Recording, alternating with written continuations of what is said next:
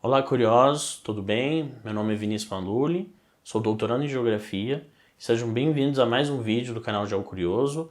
E o tópico de hoje é um assunto que veio bastante à tona nos últimos dias e está bastante em vigor, que é a guerra na Ucrânia.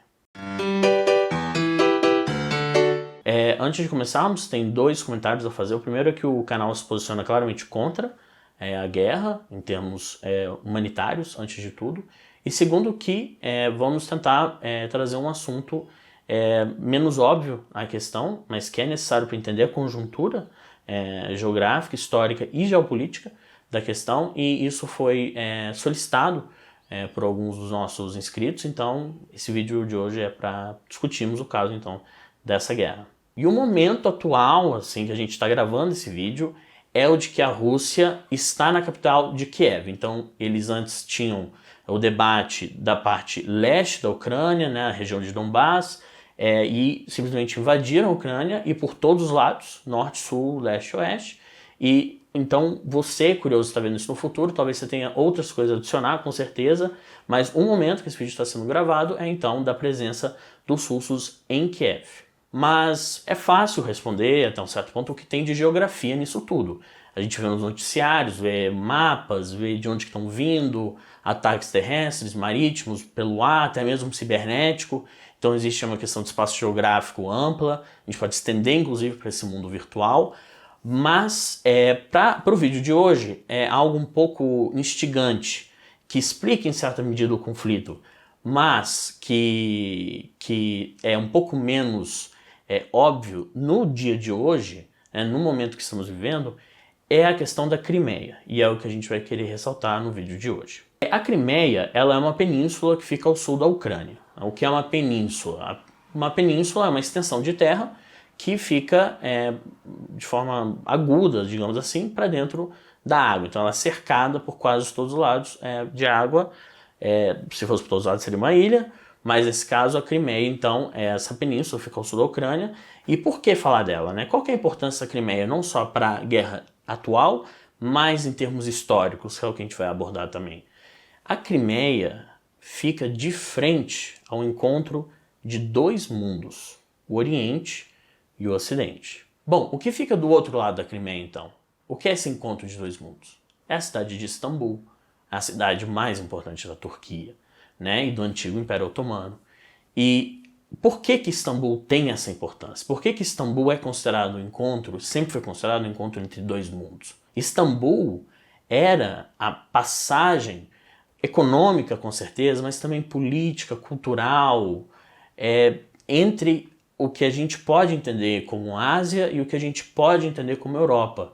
Istambul sempre teve essa importância de uma geopolítica, mas a gente pode colocar também geoestratégica, né? A questão de localização. Istambul sempre foi extremamente estratégica em termos de localização. Istambul, antiga Constantinopla, por causa do imperador Constantino, que sediou a capital no Império Romano do Leste, ela é cortada, né, hoje em dia Istambul, pelo Estreito de Bósforo. Então, se a gente olhar, é uma cidade dividida em dois. E um estreito nada mais é do que um corpo d'água, nesse caso bem extenso, mas pode ser menor, que corta de forma estreita, o nome explica tudo, uma porção de terra. E a chave disso tudo, tem 1000 estreitos. No Brasil a gente tem 1000 estreitos pelo mundo todo. Mas qual que é a importância desse estreito em específico? É que ligava o Mar Negro, liga até hoje, e o Mar Mediterrâneo. E o Mar Negro era o ponto de encontro entre a Rússia, né, e os povos eslavos com Istambul. E de Istambul seguia-se para o Mar Mediterrâneo, que era o acesso à Europa e à África do Norte. E de lá o acesso para o Atlântico. Então vocês conseguem ver que existe uma passagem extremamente importante. E para o que tange aos russos, o Estreito de Bósforo era então elementar em termos econômicos, políticos e, como disse também, culturais. Mas sem se estender tanto na questão, o importante aqui a gente vai trazer duas datas, porque um dos sentidos do canal é de entender que a geografia não se dá sem a história, né? Então, tem duas datas extremamente relevantes, né? São dois conflitos. O mais recente, de 2014, na Crimeia, envolvendo a Rússia, mas também a guerra de 1853, ela dura de 53 a 1856, que não envolveu apenas a Rússia, envolveu a Rússia, o Império Otomano, a França, a Inglaterra, teve uma conjuntura que na época podia ser considerada praticamente mundial, porque estava encontrando esses dois mundos. E isso tudo resumido a uma pequena península. E justamente esse encontro dos dois mundos é que propiciou essa guerra do século XIX, meados do século XIX.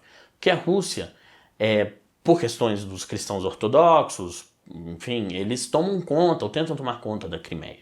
E o que era o domínio russo, né, da Crimeia? Eles queriam dominá-la para poder justamente ter esse acesso ao mar Mediterrâneo. Só que isso também impedia o comércio estabelecido pela Inglaterra e a França. O caso da Inglaterra, por exemplo, com as Índias, né? Então, a gente tem que pensar que a gente está no século XIX ainda. Era de extrema importância a conexão naval. É até os dias de hoje. Então, a presença russa ali impediria ou dificultaria esse acesso. E aí os russos, então, invadem a Crimeia por questões religiosas ou pretensões religiosas. Então, a Inglaterra e a França, e é interessante pensarmos que a Inglaterra entra nesse conflito, porque a Inglaterra justamente se considera bastante apartada dessas questões continentais, mas ela entra no conflito com força total. O conflito, então, se estende, mas os russos, então, são repelidos e mantém-se, então, o status quo econômico da região. Já recentemente, em 2014, a Crimeia foi supostamente anexada pela Rússia de Vladimir Putin, depois da expulsão do presidente ucraniano, que era pró-Rússia, e foi em virtude de uma série de protestos, conhecido como Euromaidan, e então uma das respostas da Rússia é justamente voltar à Crimeia. Então a gente está falando de uma diferença de mais de 150 anos e ela continua tendo esse poder, essa potência geoestratégica. Para além disso, é importante pensar que não só para a questão de localização, houve entre a Rússia de Putin e a Turquia de Erdogan uma conexão, um gasoduto importantíssimo chamado Turk Stream, que passa por dentro do Mar Negro e que, se a Crimeia fosse dominado por um país que não fosse pró-Rússia, isso dificultaria, entanto, uma das maiores exportações que a economia russa se baseia, que é o gás natural, o gás e o petróleo. Então, ter domínio novamente do Mar Negro era conexão da Rússia com o Ocidente em termos econômicos. Bom, então a gente consegue ver que a história ela se repete, a história 150 anos não são tanto tempo assim, né? Às vezes a gente pensa que é algo muito, muito, muito longo, mas na verdade faz parte de um mesmo movimento. E isso depende muito dos que encabeçam as nações, mas também dessas estruturas geográficas que regem as relações. Então, o leste da Ucrânia, como um exemplo, que atualmente está, como eu disse, em processo de dizimação e de conflito, é rica em minério de ferro. Então a gente tem que levar essas coisas em consideração ao falar de algo geopolítico. Vai das cabeças dos representantes, das nações, dos interesses, da cultura, mas tem sempre uma questão também econômica que pode, então, dar essa pujança. Então, atualmente, a guerra da Ucrânia e a Rússia se dá em todas as partes do país, mas a gente tem que se ater à questão de que a Crimeia é um ponto focal, onde está a base naval e a presença russa forte dentro da Ucrânia é na Crimeia. Então a gente espera ter colaborado minimamente com as reflexões de vocês com essa questão que é bastante importante, agora está sendo tratado de forma um pouco mais periférica, mas que certamente virá à tona no futuro próximo. E a referência bibliográfica do vídeo de hoje não poderia deixar de ser o livro A Geografia, Isso Serve em Primeiro Lugar para se Fazer a Guerra, de Yves Lacoste, publicado e republicado no Brasil desde 85 pela editora Papyrus, e que na época foi um escândalo, inclusive levou quase 10 anos para ser publicado no Brasil, vinha um livro sendo contrabandeado no Brasil na época, e foi lançado pelo geógrafo Yves Lacoste como uma forma de dar um senso crítico à geografia, de que a geografia tinha um papel de maior relevância, para além de uma ciência cética, uma ciência neutra, que na época ainda uma ideia que vigorava. Bom, curiosa, curioso, você que ficou até o final, não deixa de curtir o vídeo, se inscrever no canal, escreva nos comentários o que achou dessa relação entre geografia, história, política e cultura num pequeno pedaço do território que é essa península. Valeu, abraço, galera.